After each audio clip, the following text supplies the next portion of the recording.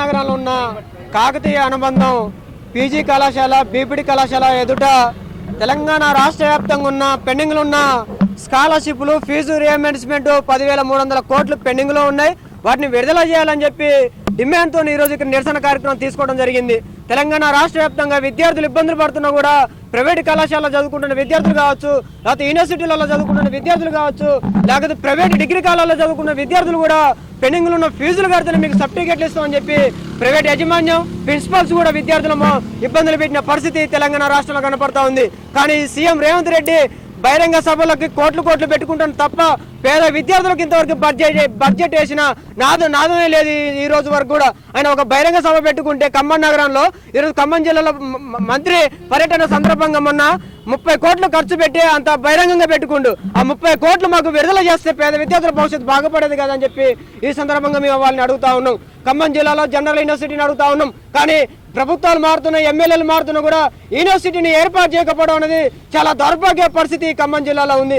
3 మంత్రులు ఉన్నారు కానీ యూనివర్సిటీ మీద అసెంబ్లీలో కావచ్చు లేదా బహిరంగ సభలలో కావచ్చు ఎక్కడ కూడా ఏమీ మాట్లాడుకోకుండా నిర్లక్ష్యంగా వ్యవహరించిన పరిస్థితి ఇక్కడ కనపడతా ఉంది. తెలంగాణ రాష్ట్ర ఆర్థిక శాఖ మంత్రి భట్టి గారు ఇక్కడనే ఉన్నాడు, ఇక్కడనే ఈ ఖమ్మం జిల్లా నియోజకవర్గంగా వహిస్తా ఉన్నాడు.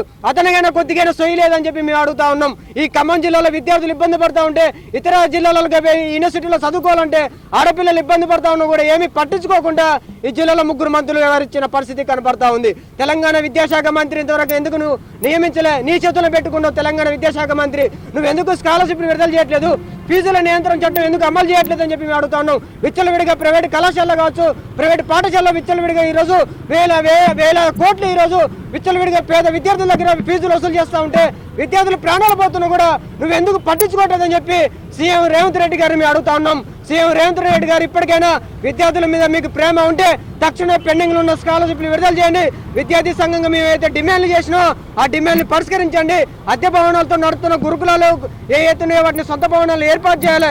పెండింగ్లు ఉన్న లెక్చరర్ పోస్టు, ప్రొఫెసర్ పోస్టు, ఉపాధ్యాయుల పోస్టు మొత్తం కూడా నువ్వు భర్తీ చేయకుండా ఖమ్మం జిల్లాలో ఎక్కడ పర్యటన చేసినా కూడా పీడీఎస్ విద్యార్థి సంఘం ఖమ్మం జిల్లా కమిటీ అడ్డుకొని తీరుతామని చెప్పి ఈ సందర్భంగా రేవంత్ రెడ్డిని మేము హెచ్చరిస్తా ఉన్నాం.